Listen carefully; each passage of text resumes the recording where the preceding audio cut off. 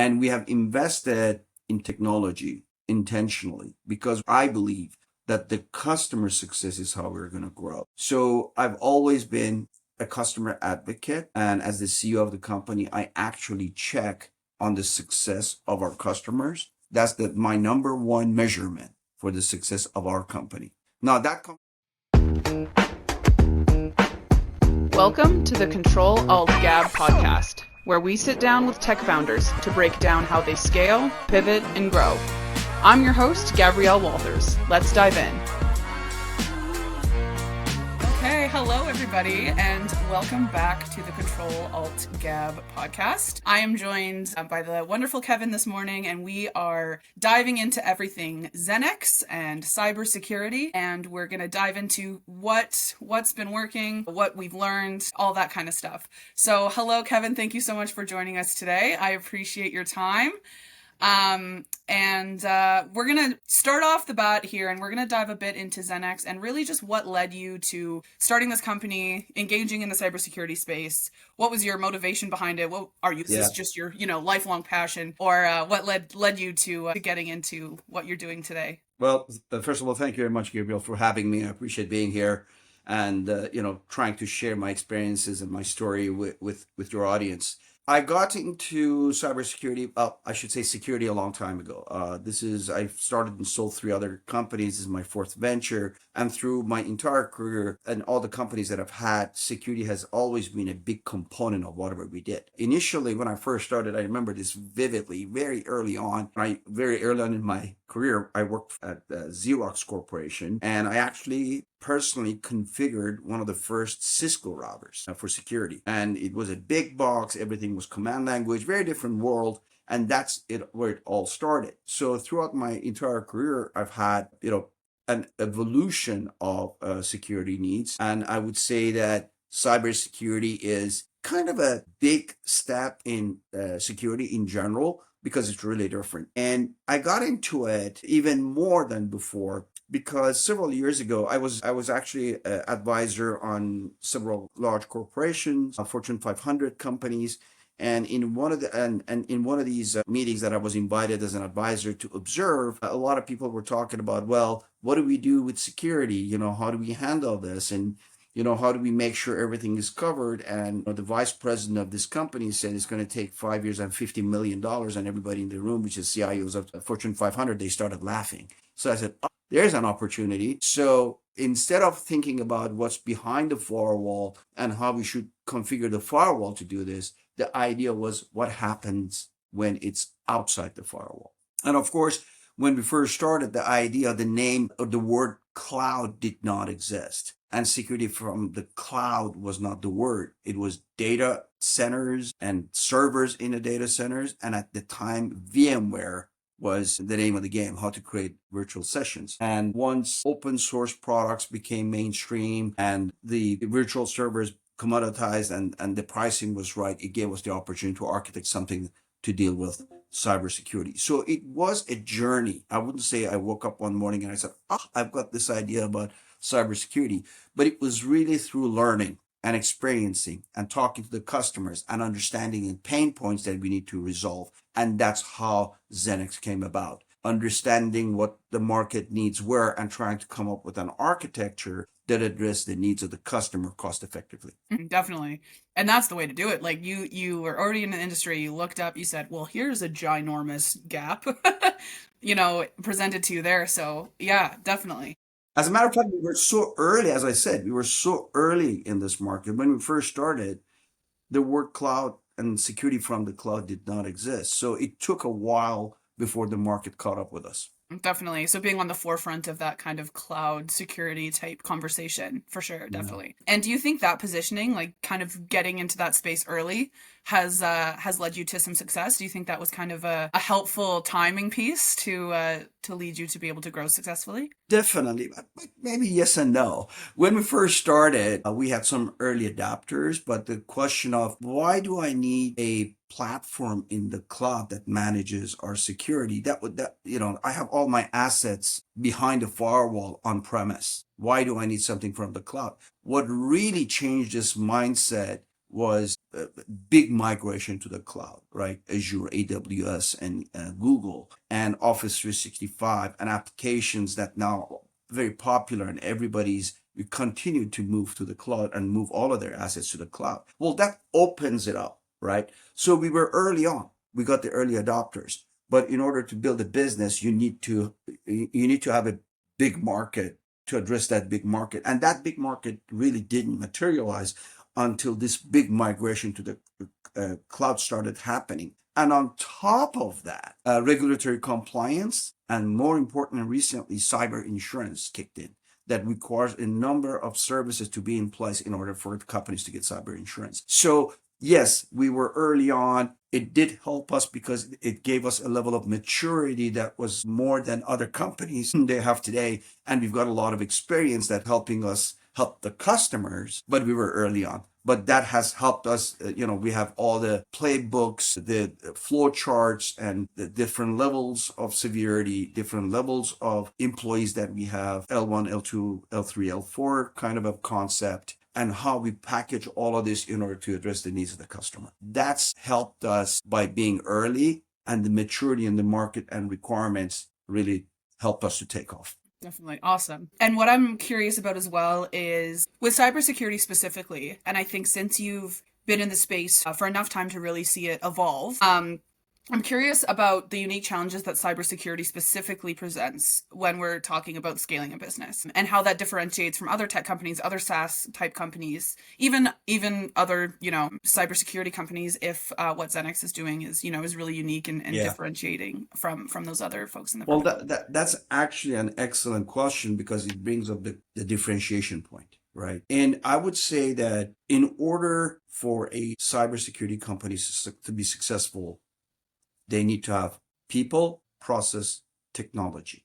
These three elements are fundamental in the success of a company who is in the business of cybersecurity. I think a lot of the companies think about technology, but the people and the processes are not in place to make it successful. So we've really matured that, and that's one area of differentiation for us, that these three elements that can make the picture complete, we've matured it. Definitely. The second thing that I think is very challenging in the industry is the noise that we see in the industry, because everybody has a website that says, I've got cybersecurity, but do you really have a platform? Do you really have 24/7 operations? Do you really have the trained people? Do you have the processes in place? Those are the questions that people don't ask. And as a result, it's challenging when a customer who doesn't know what to ask the right questions, then they're saying, all right, what do I need to do to make sure my advisor, my partner has the right tool sets and everything else in order to protect my company? Those questions are not your traditional questions, because if you were buying something else, you would know what to ask. But when you're buying cybersecurity from a company or companies that you haven't heard about before and they're all new, what do you ask? So there's a challenge, what I call noise in the market, that doesn't help the customers. Customers don't know what questions to ask in order to find the right partner for what they want to do.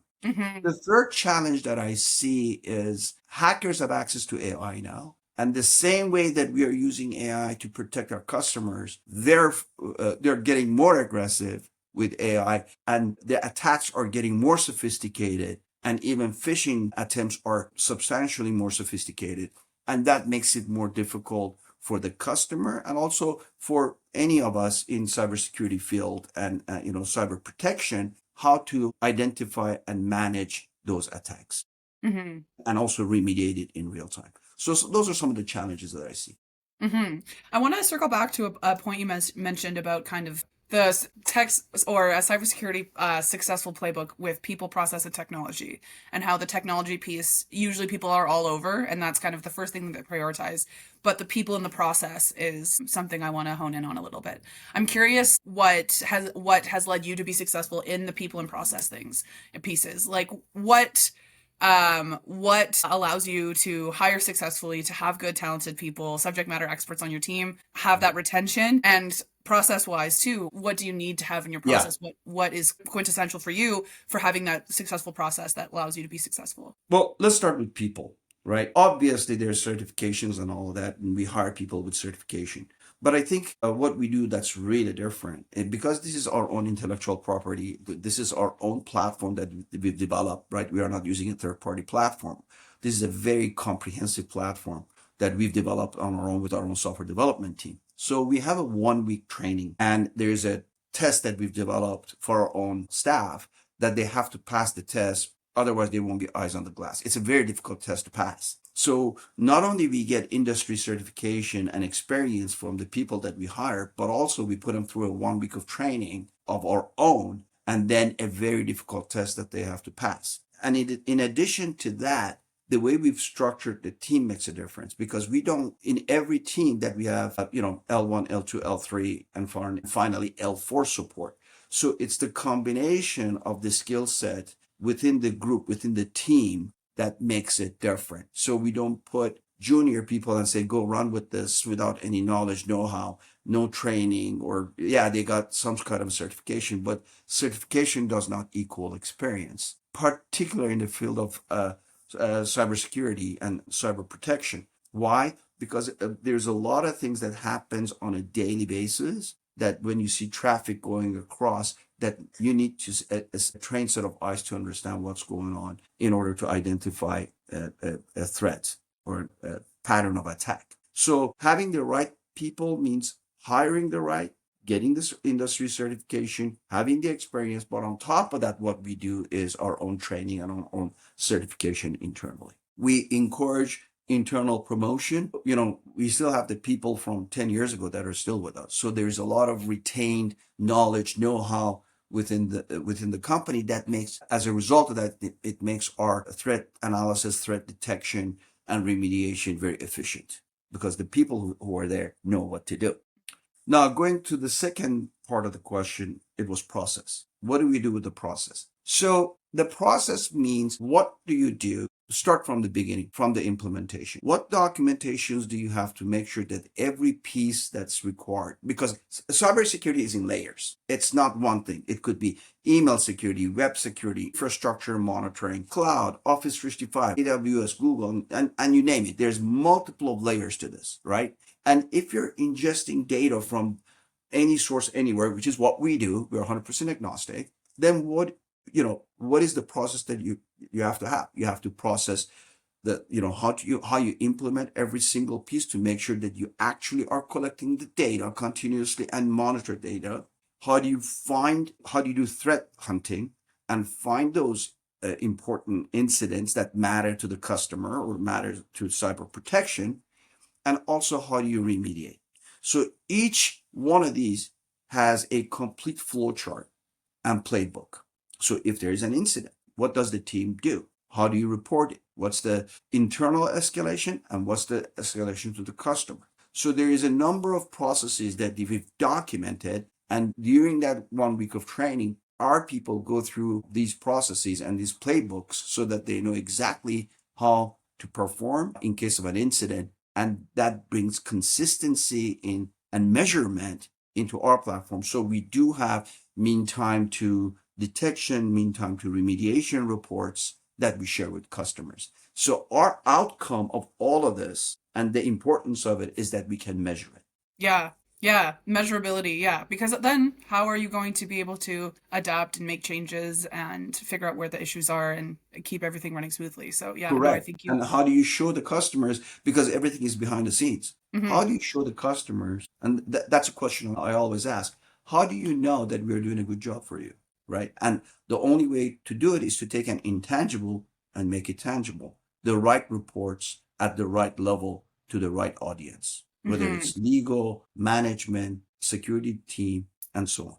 Yeah, definitely. Because information sharing is no good if it's not going to the right person or if it's not, Measurable. yeah, so definitely. And so on the people piece too, I'm curious because you mentioned all the different levels of like your technical experts and stuff like that and the certifications and stuff like that. But I'm curious too, as well, what your team looks like on the business development side. So, growth related to new client acquisition. If you, do any outreach to, secure new leads, that kind of thing. What does the team on that side, or do you have that internally, or is that something that you either haven't prioritized yet, or hasn't been a need yet, or it's something that you're going to be looking for externally, or what does that side of the team look like for you guys right now? So our model is 100% channel. That means that we have business development managers and partner success managers, and we work with our managed service providers, MSPs or MSSPs,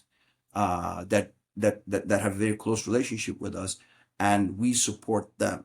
That means we don't have a direct sales force that goes and knock on the doors, but we have an indirect sales force, right? Typical industry model of 100% channel, which means that, we customers are not typically the end user customer directly. Although once the contract is signed and subscription is in place, then we work directly with the customer. They know it's us. They know that's we're doing the work, but it's the MSP uh, or MSSP partner that has brought the opportunity to us, and that we're going to continue down that path because there's our target market is up to middle market, but not Fortune 2000. As a result, our goal is to support many, many companies that do not have protection. And it's hard to reach that kind of a market with direct sales force. So we adopted the model of working with MSPs and MSSPs so that we can extend our reach into the market.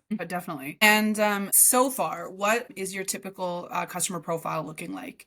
Are you finding a certain type of company is, reaching out to you? Do you have a typical vertical that you like to go after? And how firm is that boundary too? Yeah, that's a good question. We do have verticals that are stronger than others because of regulatory compliance. That includes healthcare, financial, manufacturing, top three that came to my mind. But also we have a very, very strong presence in education market because we have a full comprehensive package priced precisely for that market because of some exclusive arrangements. So I would say these four verticals are very strong for us. What was the other part of your question? What verticals and what else was it? Yeah, so I think you pretty well answered it. It was basically just what verticals do you intentionally go after, and then who do you see really reaching out to you guys and basically saying we need your services? Yeah. And is there any difference or is it quite similar? Yeah, there is. There's the typical situation,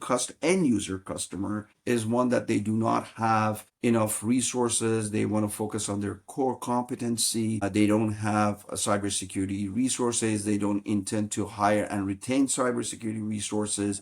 They don't run 24/7 operations, particularly as it relates to security. And they don't have subject matter experts. They don't follow what's happening in the cybersecurity world. So that's a typical customer, right? That we become their de facto virtual department for cybersecurity. That's a typical customer. And so I think we focused a lot on what's gone really well and where you found success and where you find that what you guys do is unique in that. So what I'm curious to hear a little bit about now is in your growth that you've achieved so far, what has stuck out as a pain point and a challenge that you guys have had to overcome? And is there any of those that kind of still linger on that you're like, this is kind of a recurring thing that we find ourselves frequently having to deal with, and this is how we deal with it, or this is how we've dealt with it, hasn't worked so far, this is what we're trying next? Yeah.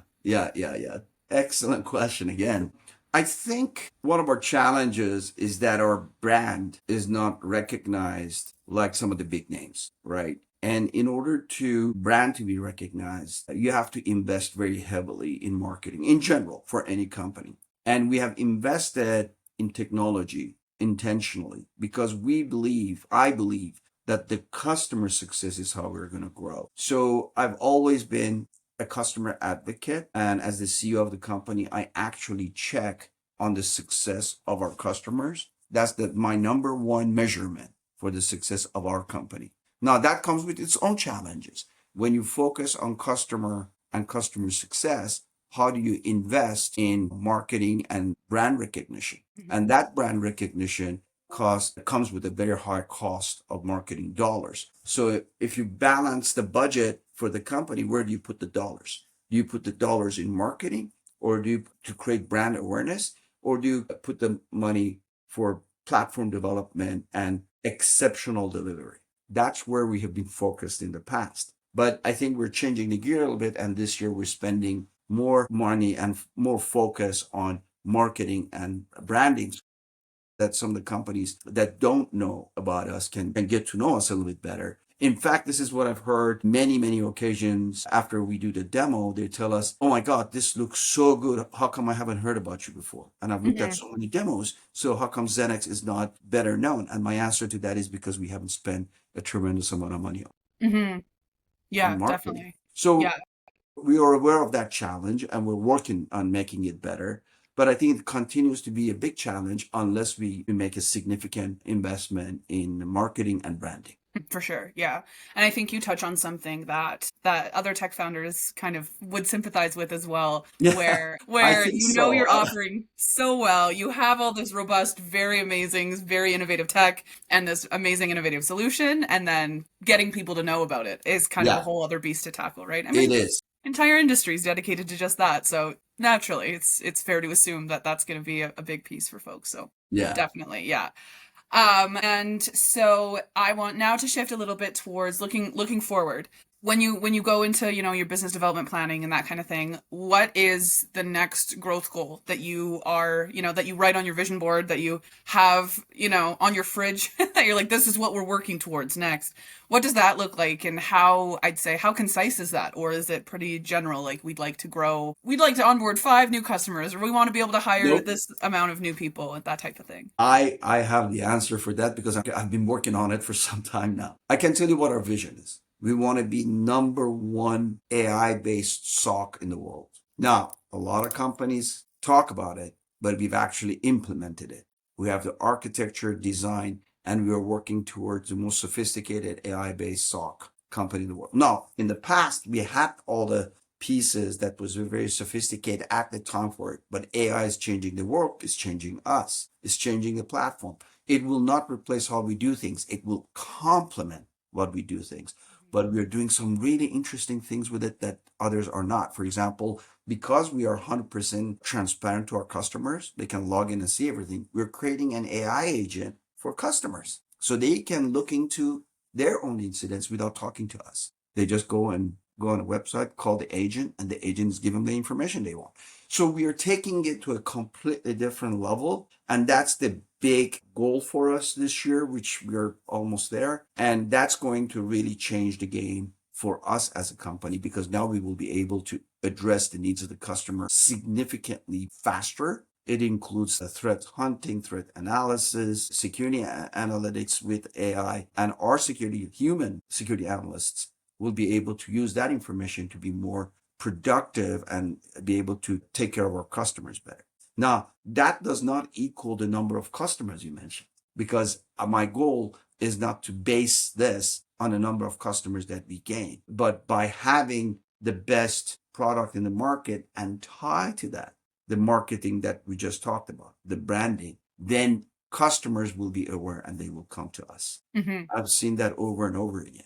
So Yeah, if we do a good job, but if we can get the word out, then I think that it's natural. It's a organic growth for us. definitely. Yeah. Yeah, you pointed to something that is kind of, a big part of why we've picked this topic for this podcast, and that is that balancing act of both sides, getting everything in a tech business, and specifically a SaaS offering, to work harmoniously. So having the tech and the customer service and the, lead generation and the marketing, the sales and the business development, and all that to move continually towards the goal together, and not have one side take off and the other side, trying to catch up. Yeah, it's so interesting because if you were in a kind of a mature industry and you know what you want, when you want, I don't know, you want to buy glasses or a tray, it's so mature. You go to Amazon and you pick what you want and that's it. What do you do when you want cybersecurity? Where do you start? Mm. Who do you start with? So, and do they have, as you know, we're circling back to some of the topic that we talked about. Even if you have the best product in the world, if people don't know about it, they don't come. So it is a balance act, and now AI is taking it to a completely different level. And I'm kind of excited about this because I think there's a big differentiation that we can make against any other companies in the world. That's going to be a very cool, very, very cool system for us, platform for us in the very near future. Awesome. All right. Well, that really wraps up everything that I had prepared to ask you. Now, with the last few minutes here, I'm curious if there's anything that we haven't touched on that you're like, this is so cool. This is such a pillar of our story. I really would love to share it. If there's anything like that, I would love to open the floor for you to Hmm. speak to anything that would be a missed opportunity not to talk about. I see. I have to think about that for a second. Oh, yeah, there's something I can tell you that's kind of cool. You didn't ask. In 13 years in business, we've never had a customer with a breach. Huge. Yeah, Yeah, that's I talk amazing. about that, usually when I'm speaking at different events, I actually talk about that Hmm. because, how many companies can claim that? And I contribute that to a very tight ship. So Hmm. that might be a little thing Yeah. that, I think that's that I huge though. might have That's mentioned. amazing. Yeah. Yeah. In Yeah, 13 definitely. In years, none of 13 our years, not a customers have single been breach. breached. Yeah. That's the testimony of all time, truly. Yeah. Yeah. That's And amazing. the other thing Awesome. that I want to say is that it's, kind of a marketing plug in here is that it's the most comprehensive platform in the industry bar none. That's not coming from us. And I'll give you an Hmm. example. And also the cost effective. Let me explain that since we have a few minutes. It's the most comprehensive, not for us to market it, but it's one of our customers after 6 months of due diligence came back to us and said, we decided to go with you guys because for all the services that you can bring in into one portal from us, we had to go get 3 vendors and pay twice as much. So that was market validation that it is the most comprehensive and the cost effectiveness. And the reason is cost effectiveness, as I mentioned before. This is our own platform, our own intellectual property that allows us to be very cost effective for the customers. That's why when when we demo our platform and when we present the cost, people are actually surprised. And that actually is important because a lot of companies think that cybersecurity is too expensive and they cannot afford it. I don't think that's the case because XeneX can solve that problem. Yeah. That's amazing. Yeah, no, definitely. That's very important to bring up. I think that those two things, it's very clear when you speak to everything that you guys are doing and the kind of methodology and the method behind your tactics and your process and your hiring and all the pieces we spoke about. Very easy to see how you got to that 13 years, not a single breach milestones. So it Thank all you. makes perfect sense, fits together perfectly. Amazing. Well, thank you so much, Kevin, for joining us today. I appreciate your time immensely. I'm so stoked that we were able to gather such cool insights and learn about your company and your journey with scaling and being a CEO in this industry. So big kudos to you for all you've been able to achieve, and thank you so much for joining us today. Well, thank you very much for having me. I appreciate it. And I'm glad I had the opportunity to share experiences and insights from the industry with your audience. Awesome. Thank you for listening to the Control Alt Gab podcast. Be sure to like, share, and subscribe. And I'll see you on the next one.